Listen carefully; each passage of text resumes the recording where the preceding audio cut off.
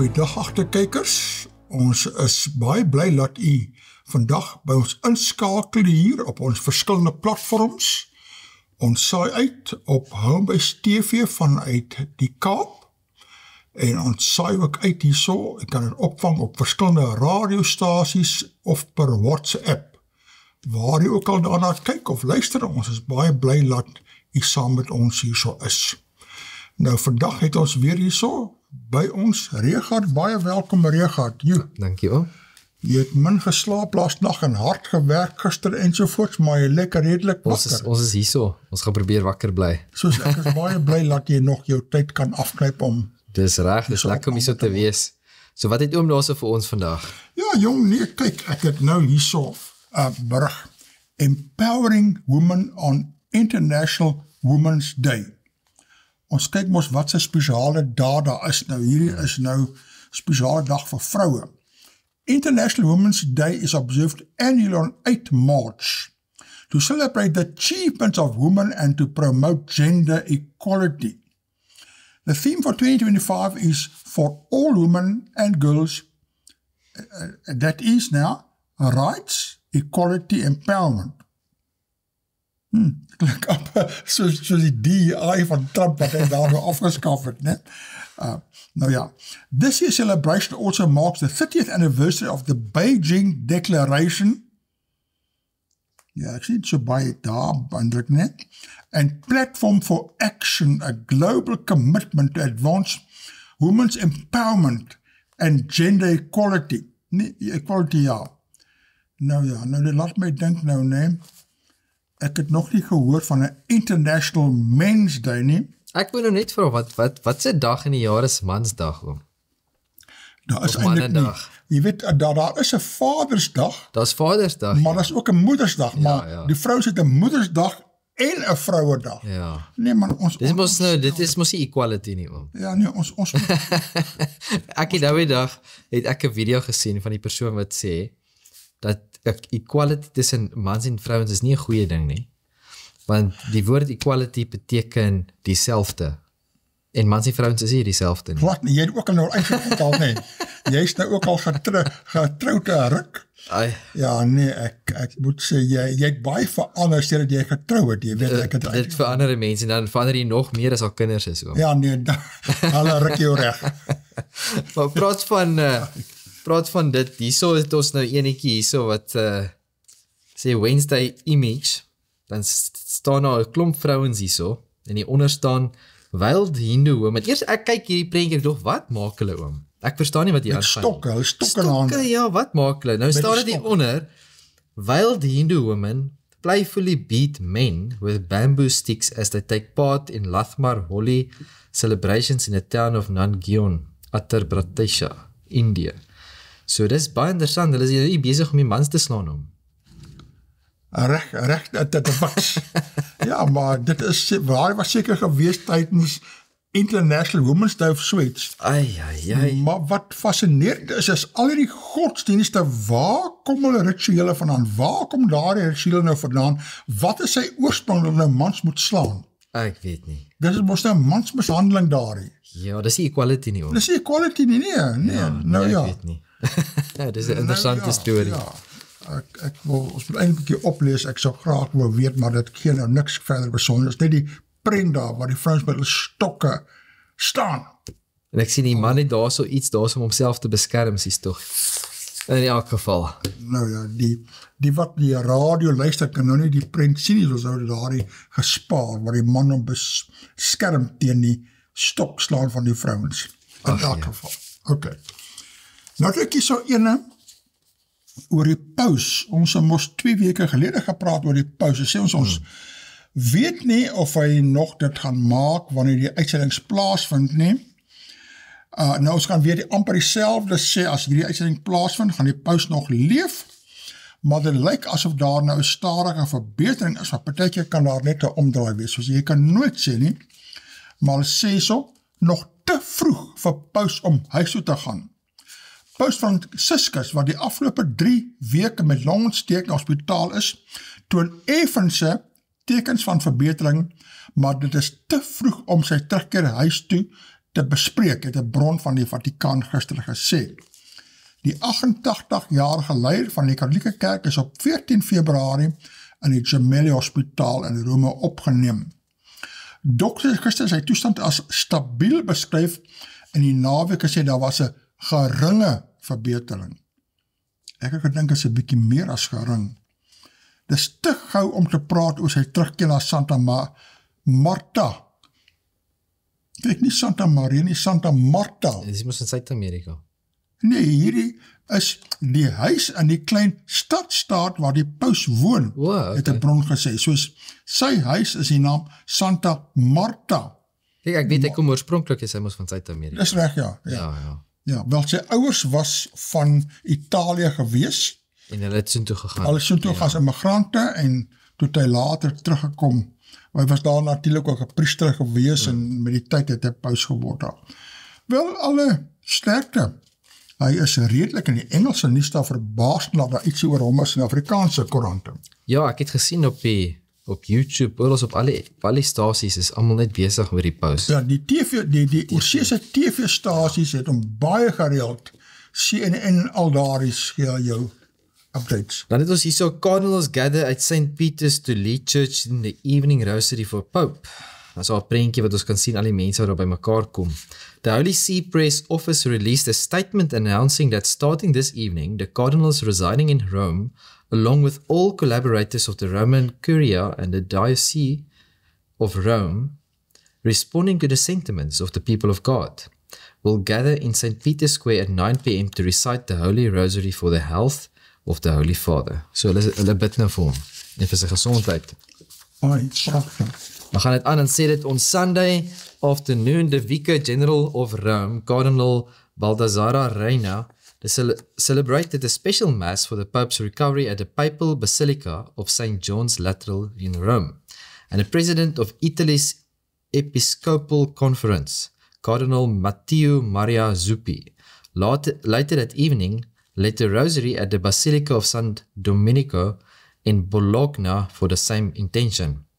In 2005, Pope St. John Paul II died while a rosary was being prayed for him in St. Peter's Square, led by Argentine Cardinal Leonardo Sandri, who at the time served as the sostituto or substitute of the Vatican's Secretary of State, a position akin to the Chief of Staff. En hulle is mos maar politiese mag. Ja, politiek. So al hierdie is politiese... Ja, aanstellings. Ja. On that occasion, the rosary also began at 9 p.m. local time, and St. John Paul II died at 9:47 p.m., with Cardinal Sandri making the announcement publicly to those gathered in the square. So, alles ritueel en al die rosaries en rosaries. Ek is so bly, protestante het nie daardie tipe onnodige klomp onbybelse rituele nie. Ja,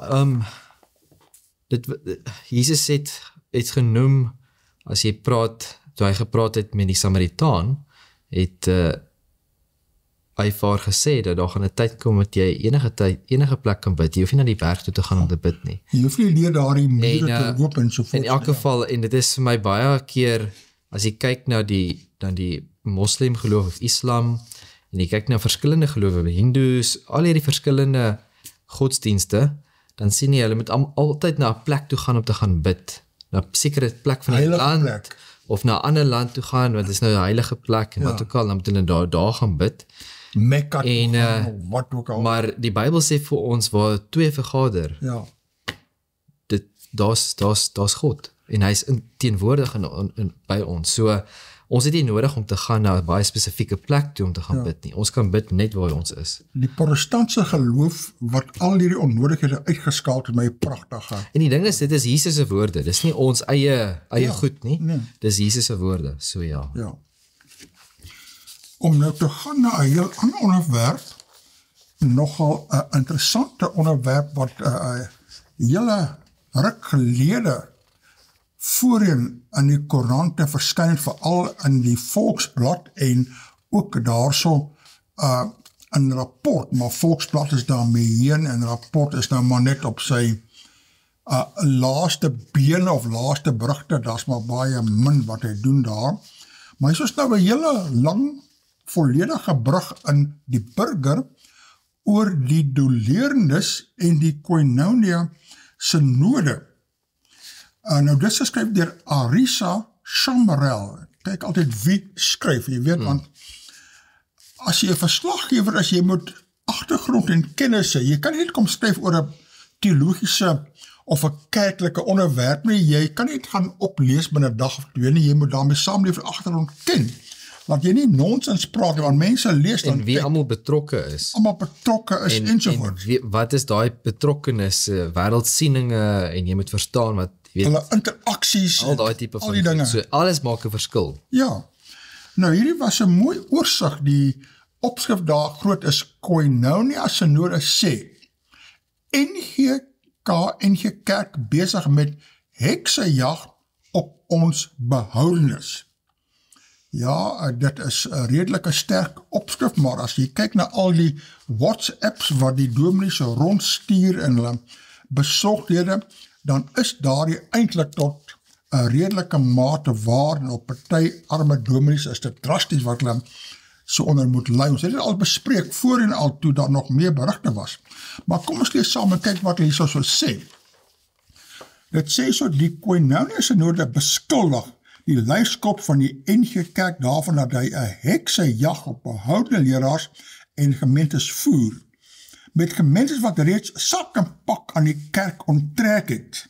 Die kerk se algemene synodale moderamen, onthou dit is die ASM, nee, AS algemene synode, ASM algemene synode moderamen, dit is dan nou daardie groepie wat nou aan beheer is, amper as die dagbestuur tipe ding, nee. Oftewel die kerk se bestuur, daar staan dit, nee, sê op sy beurt, hy moedig versoening aan, maar hy kan nie die Koinonia Synode van behoudenis as 'n selfstandige synode van die NG Kerk erken nie, omdat dit buite die kerkorde gestig is. Sjoe. Dan gaan dit aan, dan sê dit, die Koinonia Synode se ontstaan het gevolg weens onder meer ontevredenheid oor die NG Kerk se besluit om ruimte te skep vir selfde geslagverhoudings. Die ASM en die Koinonia Synode is dit wel eens dat die kerk nie mag skeer nie. Ja, ek is bly hulle sê daar, hulle sê dat dit ontstaan as gevolg van onder meer selfde geslagsverhoudings. Daardie was nie die enigste beswaar op 'n kommunis nie, dit was eintlik, wat sê hulle mens, die laaste strooi. Die cherry op die koek, of wat ook al, nee, die laaste ernstige strooi. Ja. Daar stoor het swaar geweeg daar, nie, soos daar's meer as dit gaan nie net daaroor nie, maar dit het 'n groter rol gespeel daarso. Dan gaan hy aan en sê, Dr. Anton Kloet se voorsitter van die Koinonia Synode, sê by navraag die synode het nie sy visie verander om reformatie van binne die kerk te bewerkstellig nie. Ons beleid is ook steeds om so ver moontlik die kerkskeuring te stuit. Dan sê dit, hoewel Koinonia nie gemeentes aanraai om elkeen op hul eie weg te breek vanaf die NG Kerk nie, word sommige gemeentes daartoe gedwing deur die toenemende landswye heksejag op behoudende leraars en gemeentes, sê Knoetse. Die Koinonia Synode is in 2023 vir die behoudenis gestig. Dit het aanvanklik as die Kairos netwerk van behoudenis begin, wat kort na die besluit oor selfgeslagverhoudings op die algemene synode se vergadering in 2019 gestig is. So dit is al 'n hele paar jaar wat hulle aan die gang is. Ja, nee, dit as 'n aanloop daar, het begin teen die dwaalleer wat die liberales die NG Kerk ingebring het, hulle stelselmatig beswaar gemaak en daar was byeenkomste en komitees en sameroepings ensovoorts om het te bestuit, maar die vloedgolf van liberalisme het net alles oorheers daar en die meerderheid het al hoe meer en meer onbybelse leer ingestem in die NG Kerk ingebring. Sjoe. Dan gaan aan en sê, oor sy nuutste aantuiging van 'n heksejag, sê Knoetse, die Luiskorps het al selfs op die televisie 'n aantal onwaarhede oor sy synode versprei. Ja, ek het dit ook al gehoor al. Daar was op TV genoem dat pensioen en gebou in die gedrang kan kom.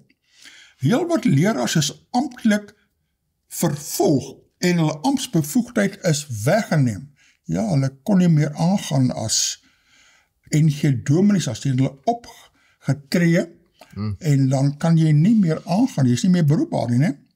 Die probleem is dat leraars getug word oor die besluit wat hulle kerkrade geneem het, om by Koinonia aan te sluit, sê Knoetsom. Volgens hom het 5 gemeentes reeds weggebreek van die kerk, met nog 10 wat nou in gesprek daaroor is. Sjoe. Dan gaan dit aan en sê dit hartseer as selfs een gemeente wegstap, sê ASM. Dr. Neoma Venter, hoofsekretaris van die ASM, sê by navraag die kerk is slegs bewus van 4 gemeentes wat formeel weggebreek het. Die NG Kerk het 1070 gemeentes. Dit by hartseer as selfs net een wegstap. Een gemeente is te veel, sê Venter by navraag. Sy sê diegene wat aantuigings maak oor 'n heksejag en die vervolging van predikante, stel hul onkunde tentoon. Ja, laat ek nou net iets daar sê, daardie is nie heeltemal onkunde nie. Ek het vandag vanoggend ons opname het ek 'n hele paar WhatsApps gekry van dominees wat hulle besig is om teen op te tree, waarin opgetree is. Maar dit was in die koerant, dis hoeveel keer in die koerant gewees? Ons het hoeveel, nou oor die afgelope hoeveel jaar, wat ons hier oor praat, en hoeveel predikante, een na die ander, wat in die moeilikheid gekom het, omdat hulle opstaan vir waarheid. Hulle moet nou begin met 'n mooi prentjie skilder daar, so jy sien. Daar gaan aan en Venter verduidelik dat die ASM geen mandaat het om 'n predikant aan te kla of te vervolg nie. Ja, die synode kan nie, dit word deur ringe, plaaslike ringe en 'n streekse noord, veral plaaslike ringe gedoen dan, né? Wat die aantuigings oor predikante se pensioen betref, sê Venter leraars behoort aan 'n groepskema met sy eie voorwaardes. 'n Leraar wat uit die NG Kerk bedank of sy of haar bevoegdheid verloor, het toegang tot sy of haar pensioen. Voorwaardes vir lidmaatskap aan 'n groepskema word deur die groepskema bepaal en nie deur die kerk nie. Net soos die geval van enige ander werkplek, aldus Venter. Sy benadruk dat die algemene synode uit 10 synodes bestaan. Ons het 'n bepaalde orde waar volgens ons funksioneer. Die Koinonia groepering het buite die kerkorde tot stand gekom en kan daarom nie as 'n selfstandige synode van die NG Kerk beskou word nie, sê sy, en benadruk dat die ASM deurlopend versoening aanmoedig. Onthou, die ASM is die plek waar die 10 synodes byeen is, om oor ons gesamentlike identiteit en roeping te besin, nie om stryd aan te blaas nie. Daar soek ons juis vir oplossings van dit wat ongelukkigheid veroorsaak, maar binne die orde van ons kerk, sê Venter, en benadruk dat leraars en gemeentes wat ongelukkig is, enige tyd klarigheid by die ASM kan kry. Daar is ook verhale wat vertel kan word van gemeentes wat danksy hierdie tipe prosesse berusting gevind het en van die dispute van tersyde gestel is. Ek wil nou net die noem hierso. Dis wonderlik dat daar 'n ordes is en 'n struktuur is wat gevolg word en mense kan klarigheid kry en so voort. Maar as jou struktuur nie die woord van God is nie en die orde nie gebaseer is op die woord van God nie, dan werk dit nie. Verstaan, want hulle kan nou verduidelikings kry en hulle kan nou, as hulle dinge nie verstaan nie, kan hulle nou mooi vir hulle vertel word en so voort. Maar wat is dit wat ons moet verstaan? Ons is, as jy kerk is, en jy glo in die Bybel, is daar net een maatstaf. Daar's niks anders nie. En as daai maatstaf nie meer gevolg word nie, kan jy nie sê, kom ons probeer 'n oplossing vind nie. Dis net, kom ons terugkeer in die Bybel toe, dis die enigste oplossing. Verstaan, daar's nie van, kom ons probeer dinge uitwerk, en kom ons probeer, daar's nie grys areas nie. Ja, daar's 'n klomp reaksie nou op hierdie berig gewees. Ons sal nou deurgaan en baie mense praat soos jy nou daar so praat, né? Soos jy haal nou 'n hele paar mense onwetend aan daar so. Ek wil net so verder lees uit hierdie blokkie, daar's 'n blokkie daarbo in die middel en dit sê daar klagte teen leraar is die blokkie se titel daar. Dit sê klagtes teen predikante word plaaslik gedoen. Dikwels vanuit die gemeente of ring self, dis wat die oorsprong is, en kom in die vorm van 'n skriftelike klag, 'n amptelike verslag of 'n gerig op die tafel van plaaslike kerk, raad en ring. Predikante kan aangekla word deur lidmate en of kerkerade wat die predikant hom haarself skuldig maak aan onaanvaarbare gedrag ten opsigte van leer en lewe. Die gedrag sluit in oorspel, onsedelikheid, seksuele teistering, molestering, pornografie, egskeiding, moord, aanranding, mynheid, diefstal, bedrog, rasisme, haatspraak, laster, leerdwaling en skeermakerry. Hele lang lys, né? Ondersoeke teen predikante is 'n geslote vergadering, wat vertroulikheid in al opsigte geld. Die eerste stap nadat so 'n klag ontvang is vir die ring om 'n ondersoekliggaam aan te stel. En dan verloop daar 'n baie presiese proses binne die raamwerk van kerkregtelike orde. As die klag nie in stand hou nie, lei dit uiteraard daartoe dat die leraar vrygespreek word. As die leraar nie tevrede is met die uitslag van ondersoek nie, is daar verdere kerklike weë om 'n appel aanhangig te maak. Ja, en daar's op die oomblik 'n paar sulke appelle, en daar's 'n paar ondersoeke, en 'n paar eerste stappe en tweede stappe, soos daar is 'n proses, en soos die dinge gaan aan daar. Ja, baie interessant. Nou, hierdie het verskyn nou afgelope Woensdag, en baie interessant. Die volgende dag, toe daar 'n bespreking op RSG, deur die voorsitter van die Algemene Sinode, Dominee Libbe, soos hulle baie gou op gereageer. Nou, ek wil net vir kykers so 'n stukkie van hierdie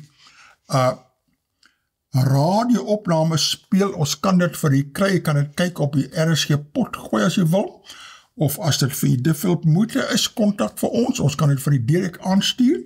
Ek gaan net die inleiding daar so speel, is nogal heel interessant om te hoor daar. Op RSG.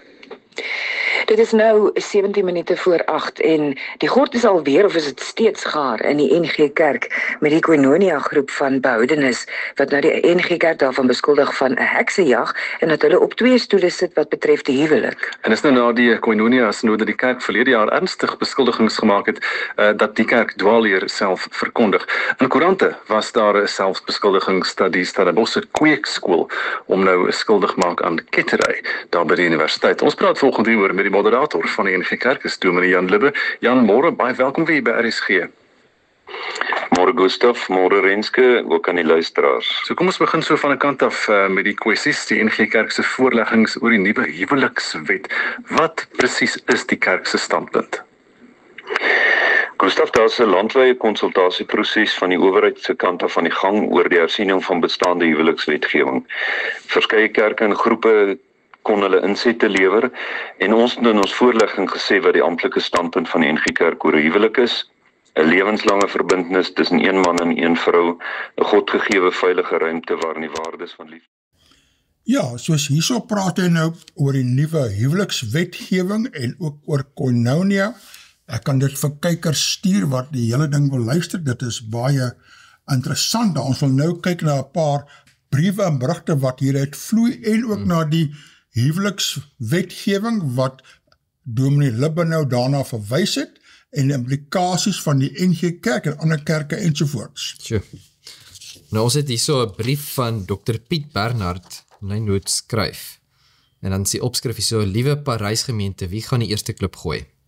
Uit 'n berig en rapport blyk dit dat die NG gemeente Parys Suid aansoek gedoen het by 'n teologiese kategoriale ring, groot woord, in te skakel. Weet jy wat daardie groot woord beteken? Dit klink vir my soos kategorie, oom. Ja, dit is 'n kategorie wat hulle in glo. Hulle glo nie in selfde geslag verbintenisse nie.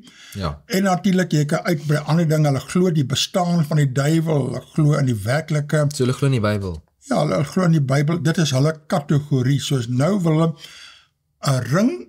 Meeste ringe is geografies, jy weet, in 'n paar gemeentes in 'n area. Maar nou wil hulle ringe hê wat nie geografies baseer is nie, maar op 'n kategorie wat jy in glo.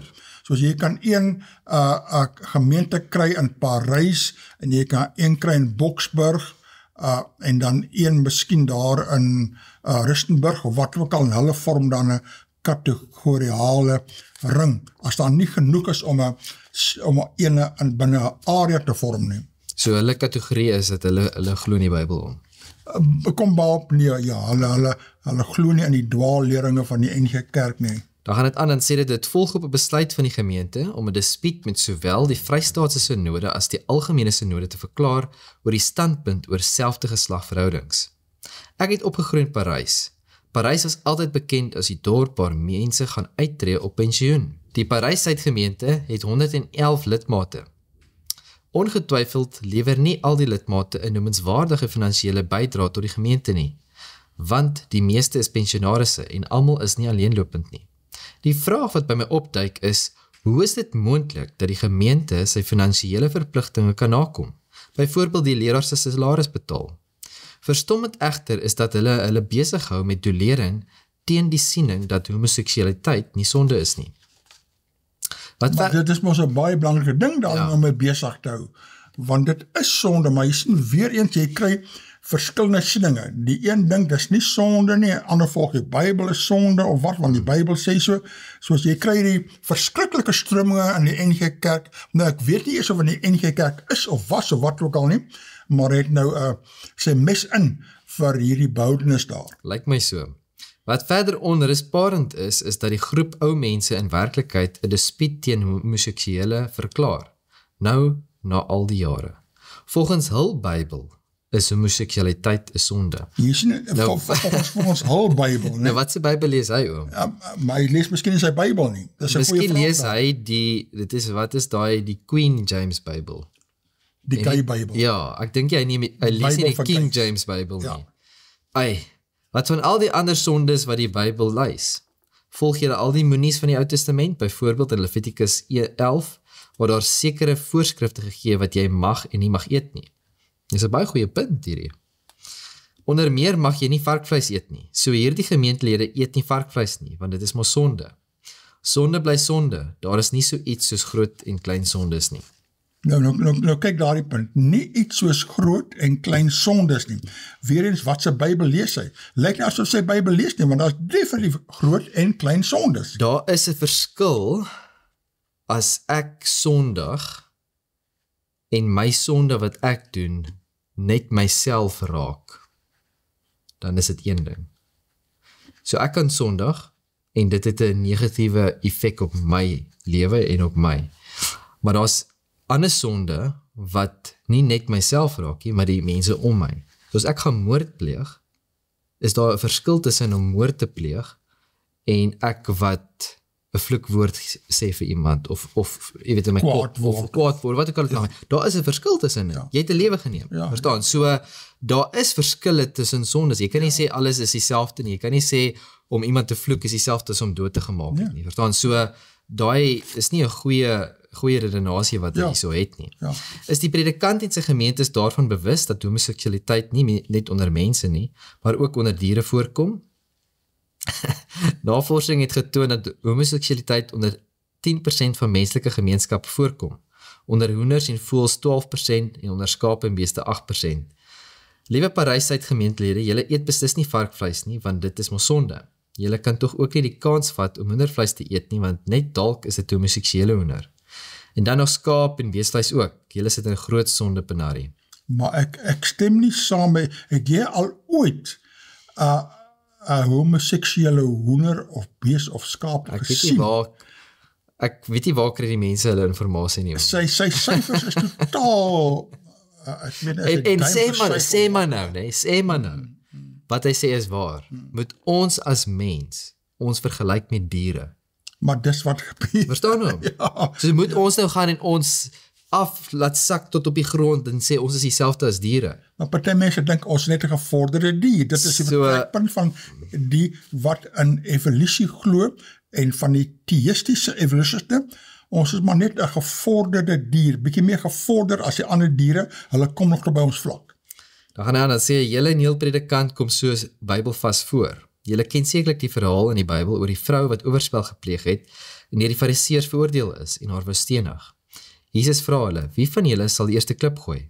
Daar is sekerlik in Parys homoseksuele mense. Liewe broers en susters, wie van julle gaan die eerste klip gooi? Nou iets wat hy hierso uitlos is, wat het Jesus vir die vrou gesê?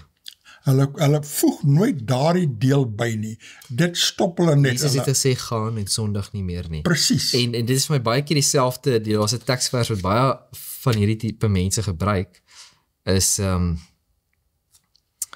soek eers die koninkryk van God, en alles sal vir julle gegee word, nee. Maar hulle los die gedeelte van die geregtigheid. Want dit sê, soek eers die koninkryk van God en sy geregtigheid. Verstaan, dis baie maklik om daai uit te los, om die geregtigheid is God se wet. Verstaan nie? Reg en geregtigheid. Dis reg en geregtigheid, dit is wat reg is. Ja. En mense hou daarvan om daai gedeelte te skiep. Hulle lê klem op liefde, maar nie op geregtigheid nie. Sogenaamde liefde. Ja. Interessant, ek wil net byvoeg daarvan, van daardie varkvleis wat hy na verwys het. Ek het 'n familielid, as die familielid varkvleis eet, kry hy onmiddellike uitslag op sy vel daarso. Hulle het nie geweet, nou vind hulle uit, dit is weens die toksiteit, al die toksiese varkvleis wat hulle eet.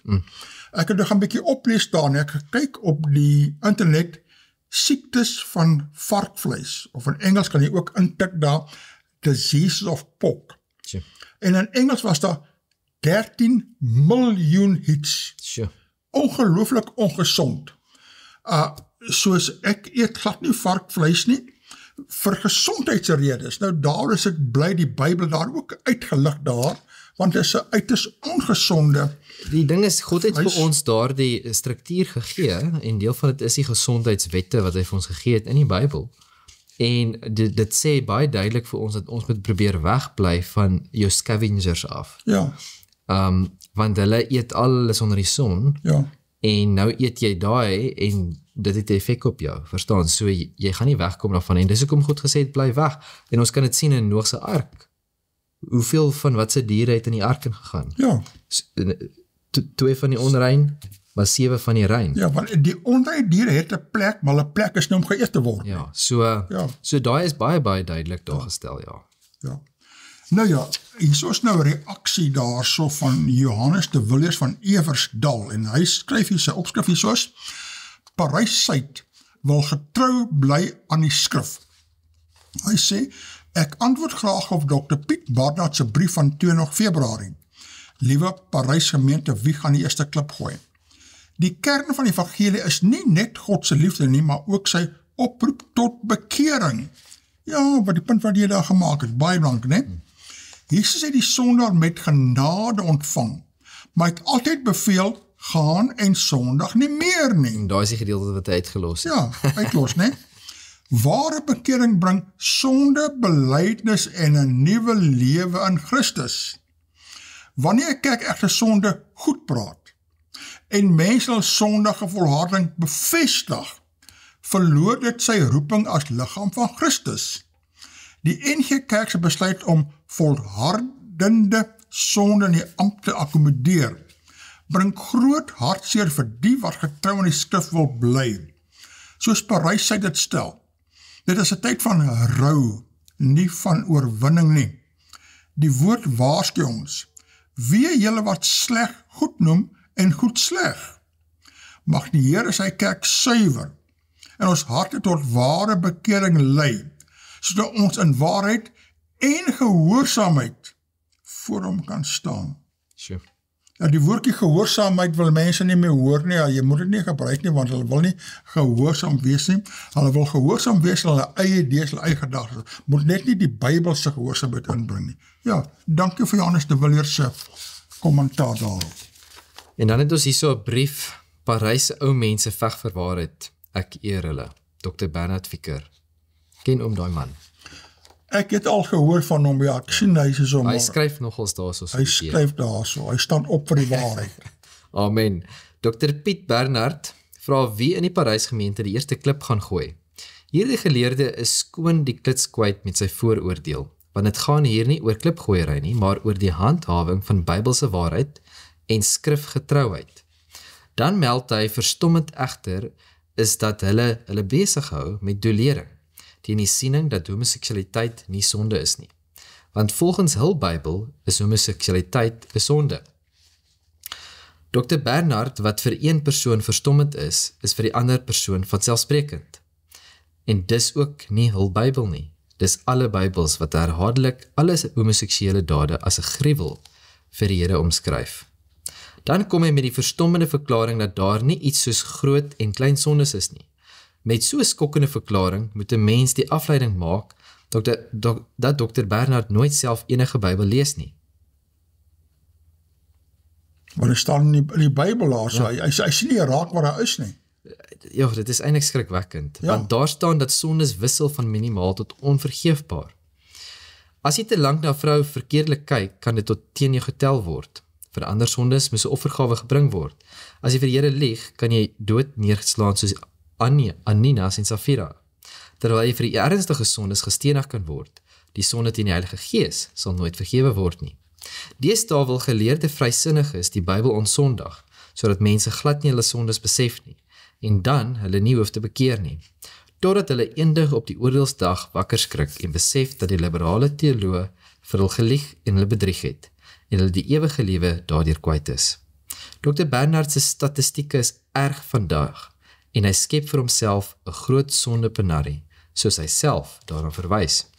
Hy verwys neerhalend na die lidmate van die Parys-Suidgemeente as 'n groep ou mense.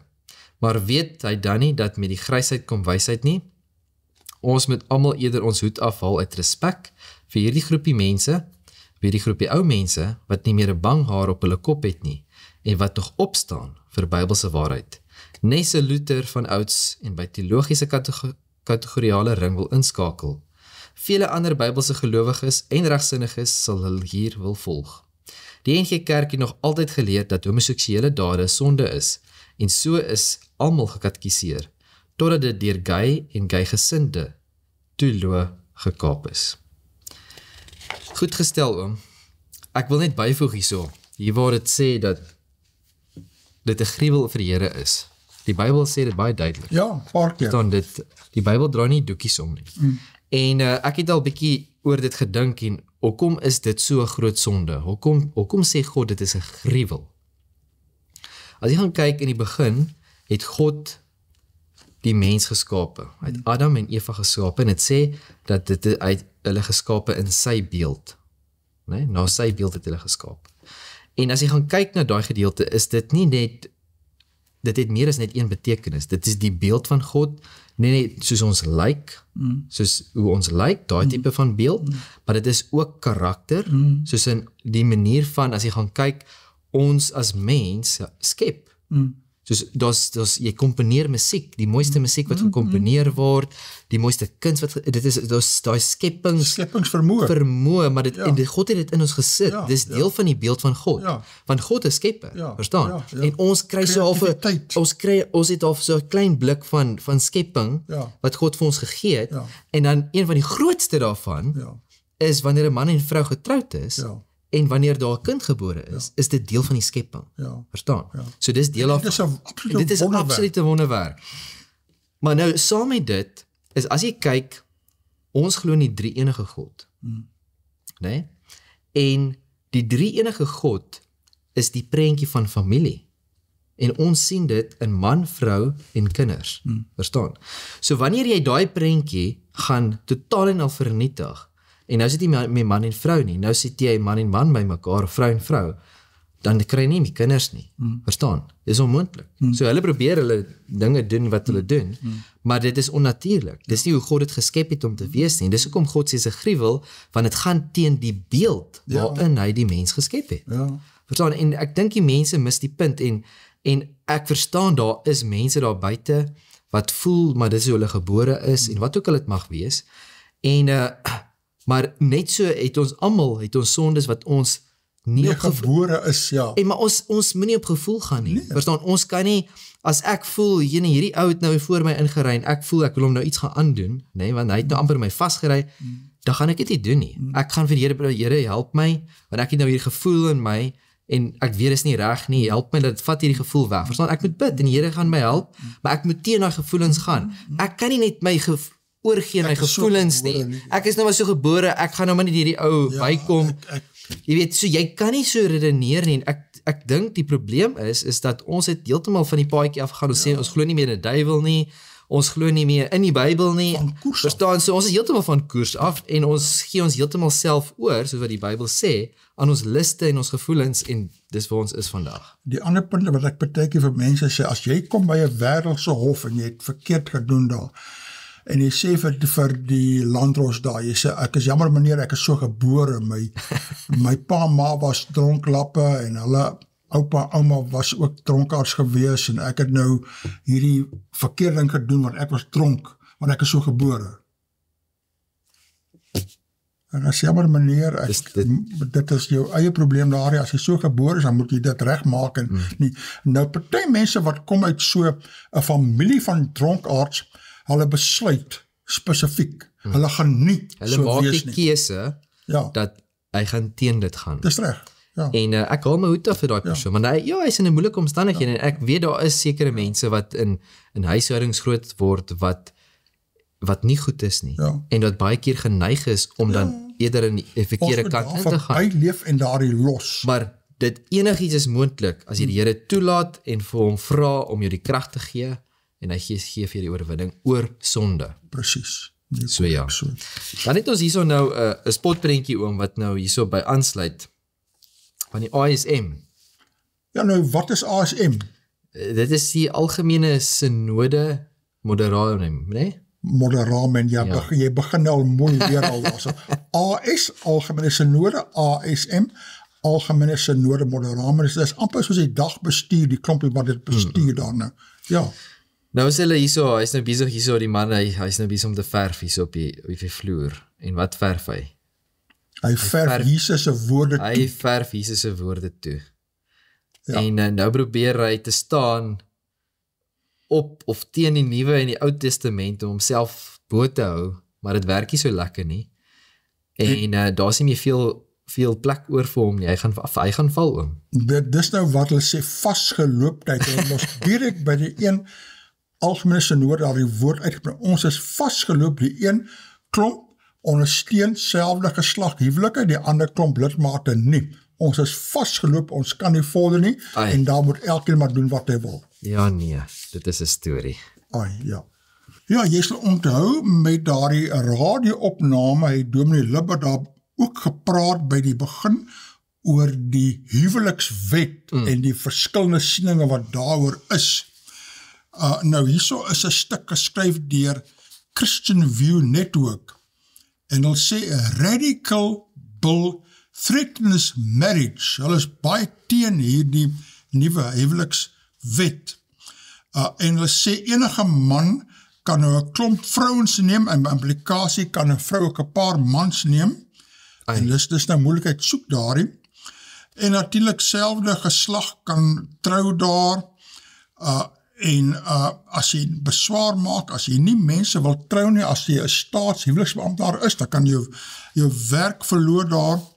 En dan sê jy so ook interessant that performing a marriage without a state registration is criminal if pastors hope to opt out this way. As hulle mense wil trou, maar nou nie 'n huwelikssertifikaat van die staat wil uitreik nie, jy mag dit nie meer doen nie. So 'n hele paar haakplekke wat hierso so uitlig wat ons nou sal bespreek en na kyk daar. Dan is hierso 'n artikel in die koerant. Lukonku opens up about polygamy, love Zuma on Life Lately podcast. When asked if she ever imagined getting married or being in a polygamous marriage, Lukonku answered mostly in Zulu, replied, "I've always imagined a husband in a suit, tie, a briefcase.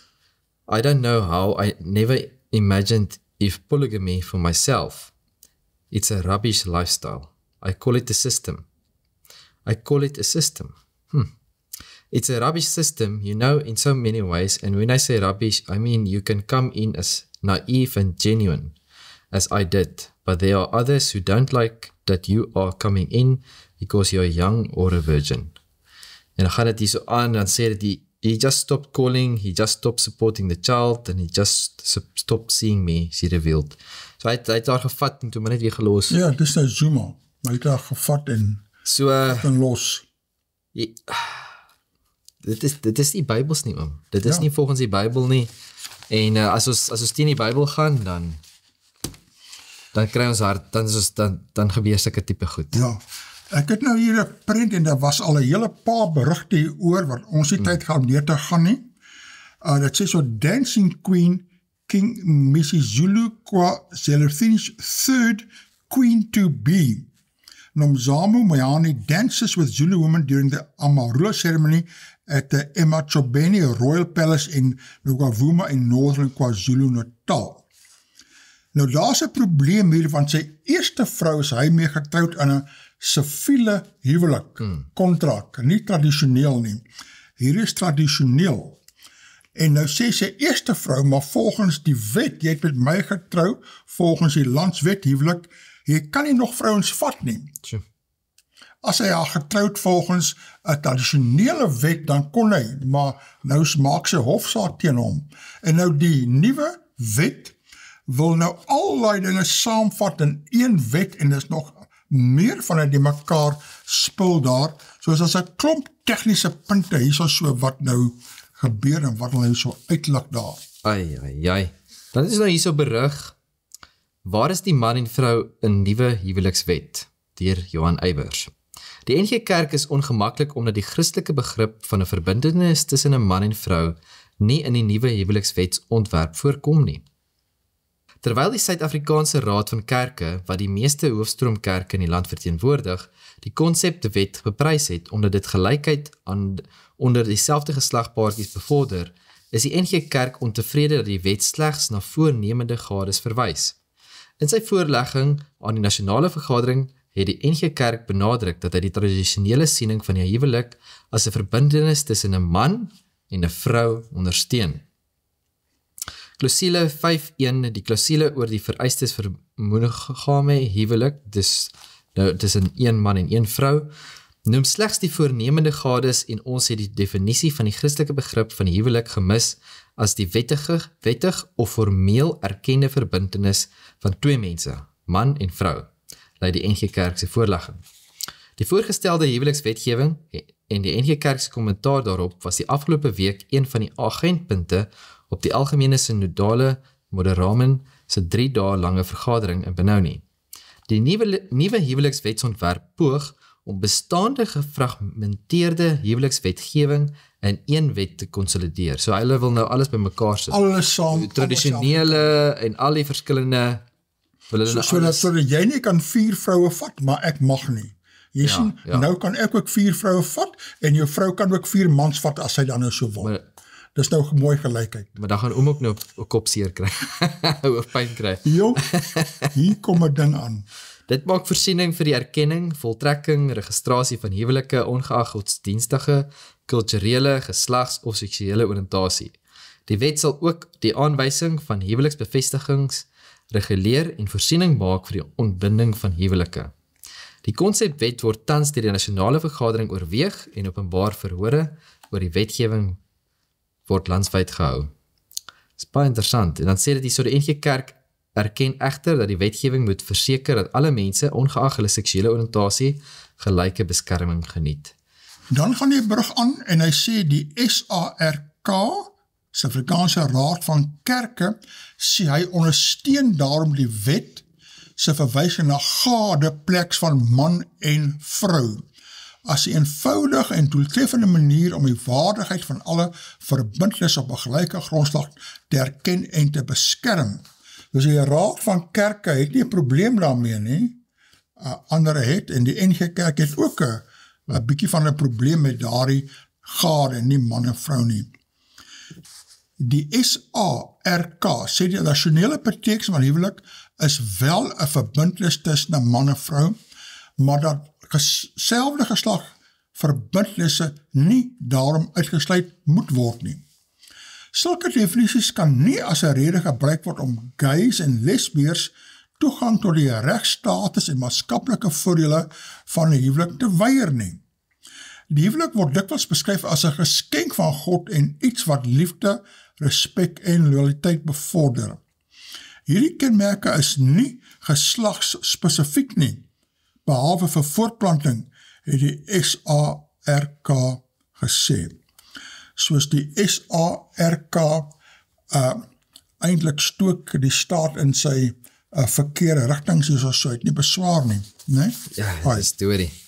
Die NG Kerk het die wetsontwerp verwelkom in soverre dit onregverdige verskille in gefragmenteerde wetgewing regstel deur verskillende wette te rasionaliseer en prosesse vir die partye te stroomlyn.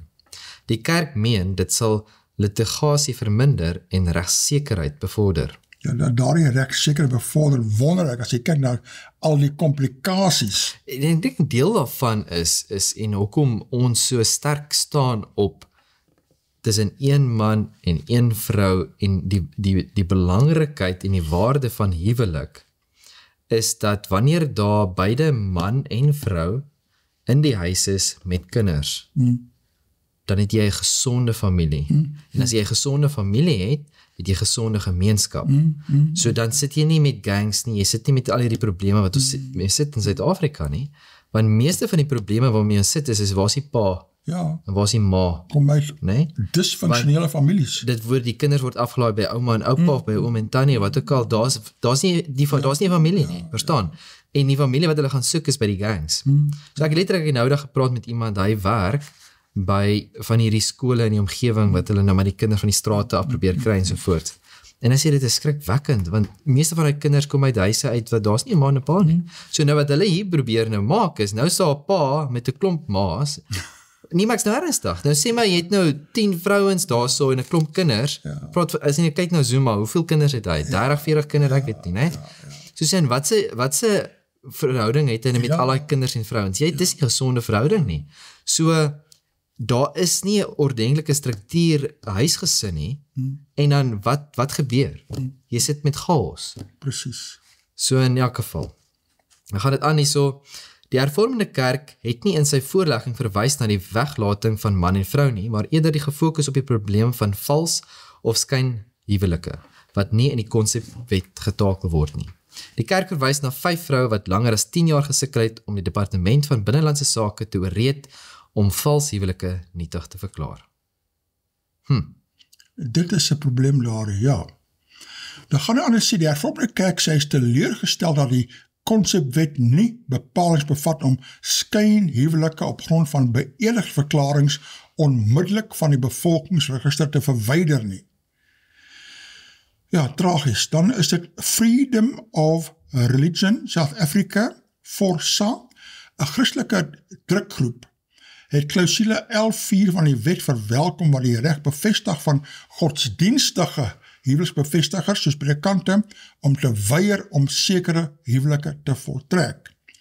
In gevolge die klousule kan enige persoon wat aangestel is as 'n huweliksbevestiger, behalwe ex officio huweliksbevestigers, dis nou die staat se huweliksbevestigers, nie verplig word om enige huwelik te voltrek wat teen sy of haar gewete, godsdienst of geloof indrys nie.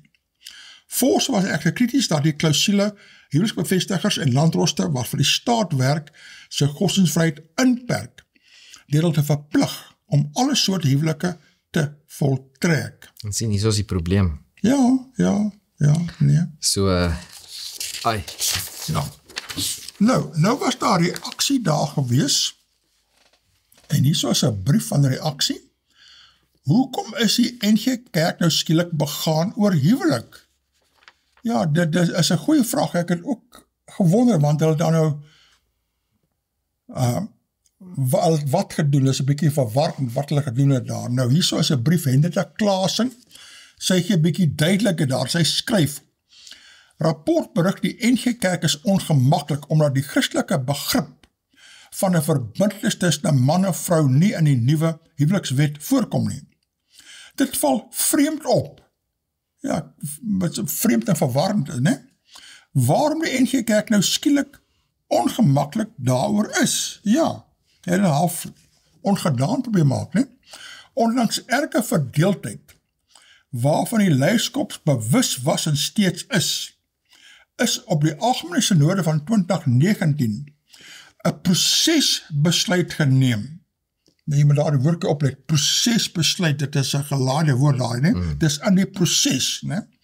Wat met AS, die Algemene Synode, 2023 vasgemessel is met 'n sogenaamde beginselbesluit. Soos eers was dit nou maar net 'n proses en nou dat onlangs gemaak, dit is nou 'n beginselbesluit.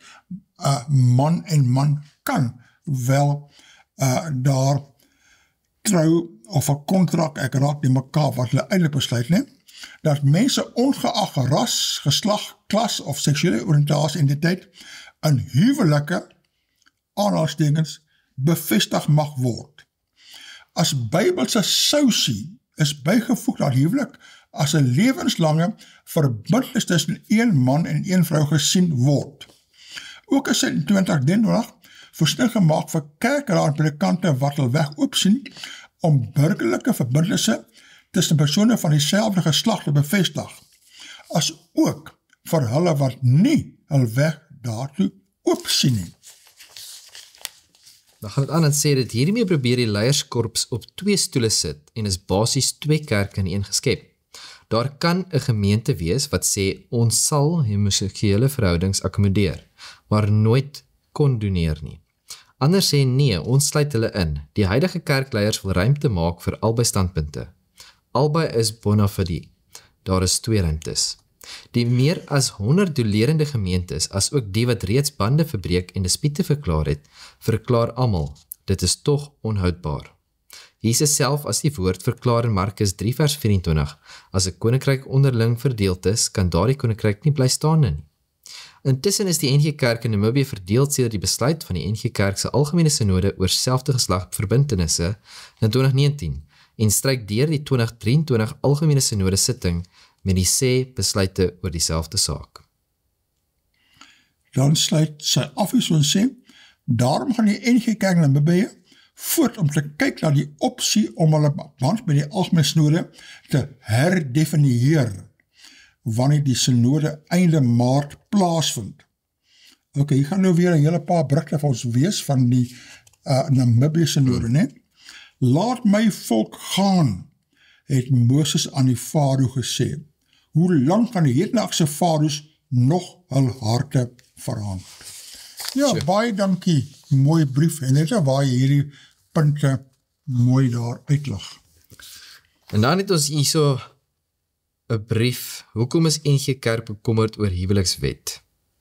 Weer van Dr. Bernard Fieker. Johan Eybers se insiggewende berig NG Kerk, waar is die man en vrou in die nuwe huwelikswet, laat my verward. Hoekom sou die NG Kerk nou iewes skielik hieroor bekommerd wees? Want hul standpunt is mos dat enigeen met enigeen kan trou. Maak nie saak of dit 'n dat of 'n dit of 'n wat se naam is nie. Of verstaan ek hulle posisie verkeerd? Verder, volgens die beoogde wetgewing mag 'n man nou met enige aantal vrouens trou en 'n vrou mag met onbeperkte aantal mans in die huwelik tree. Dis nou regtig moeilikheid soek, al word dit gewettig. Die staat se huweliksbevestigers sal verplig word om sulke bevestigings uit te voer, ten spyte van hulle moontlike gewetensbare en kan gedagvaar en afgedank word as hulle weier. Predikante sal met 'n enkele sin beskerm word wat maklik gekrap kan word, soos wat met die staatshuweliksbevestigers in 2019 gebeur het. Eienaars van trouvenues wat weier om sulke huwelike op hulle gronde toe te laat, sal glad geen beskerming hê nie. En dis baie waar, nie? Ons het dit gesien. Ja, ons het 'n hele paar berichte daaroor gehad al, nie? Is die NG Kerk dan nou al met soveel valse onbybelse dogma deurspoel dat hulle glad nie meer enige gewetensbesware teen al hierdie afwykings het en glad nie meer daarteen beswaar maak nie? Verder vind ons dat die Suid-Afrikaanse Raad van Kerke die konsepwet prys omrede dit gelykheid onder selfde geslagpaartjies bevorder. Hulle het geen probleem dat die konsep van man en vrou uit die wetgewing uitgeskryf en uitgedryf word nie. Amper iets soos wat in die tuin van Eden gebeur het. Soos beteken dit dat elke kerkgenootskap wat aan die SARK behoort, nou verplig is om die konsep van gay huwelike en alles wat met hierdie wet saamgaan te ondersteun? Het alle kerke nou die knie voor die Baal-afgod van onbybelse huweliksbeginsels in die nuwe wet gebuig?